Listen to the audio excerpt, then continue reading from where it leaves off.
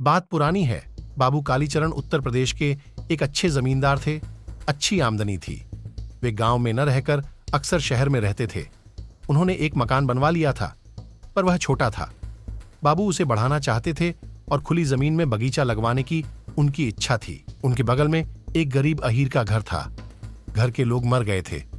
एक बूढ़ी स्त्री और उसका छोटा सा पोता था, लगभग 12 वर्ष का। वह साग सब्जी पैदा करके उससे अपना पेट पालती थी। कालीचरण ने उसकी जमीन को लेना चाहा।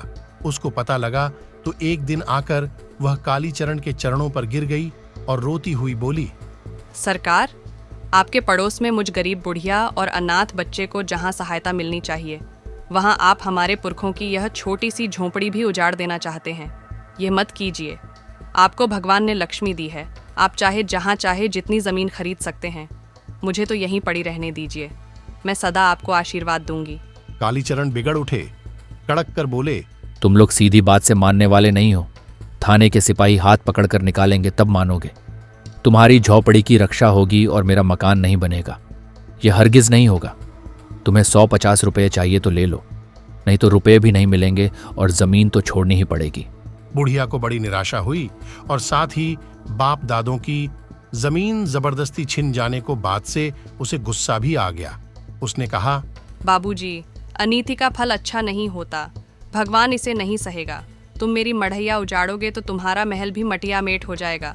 मैं जाती हूँ, रोऊंगी भगवान के सामने जिनका कोमल हृदय है। तुम तो वज्र के बने स्वार्थी हो। यह सुनकर बाबू कालीचरण का पारा बहुत चढ़ गया। उन्होंने कहा, बड़ी भगवानों की भगत आई है। मानो भगवान तेरे ही हाथ की कठपुतली हैं, और होंगे भी तो क्या है। मैं भगवान वगवान कुछ नहीं मानता। कल ही निकाल कर छोड़ूंगा। देखूंगा तेरे भगवान क्या करते हैं। चल निकल यहाँ से। बुढ़िया उठी और यह कहा, अरे, हिरणाकुश ने भी यही कहा था। मैं भगवान को नहीं मानता। उसकी क्या दशा हुई थी। बुढ़िया यह बोलकर चली गई। जमींदार समर्थ था। पुलिस के अधिकारी उसके हाथ में थे। उसने दूसरे ही दिन षड्यंत्र करके रोती हुई बुढ़िया को उसके नाती सहित घर से निकलवा दिया और जमीन पर कब्जा कर लिया। बुढ़िया रोती चिल्लाती बच्चे को लेकर चली गई। कुछ लोगों ने उसके साथ सहानुभूति प्रकट करते हुए कालीचरण की करतूत को बुरा भी बताया, पर इससे क्या होता था। और कुछ दिनों बाद कालीचरण का मकान बड़ा बन गया, बगीचा भी लग गया। पर तीसरे ही वर्ष जोर का प्लेग फैला और कालीचरण का जवान लड़का और उसकी माता सहसा उसके शिकार हो गए। इन दोनों ने भी कालीचरण को बहुत उकसाया था।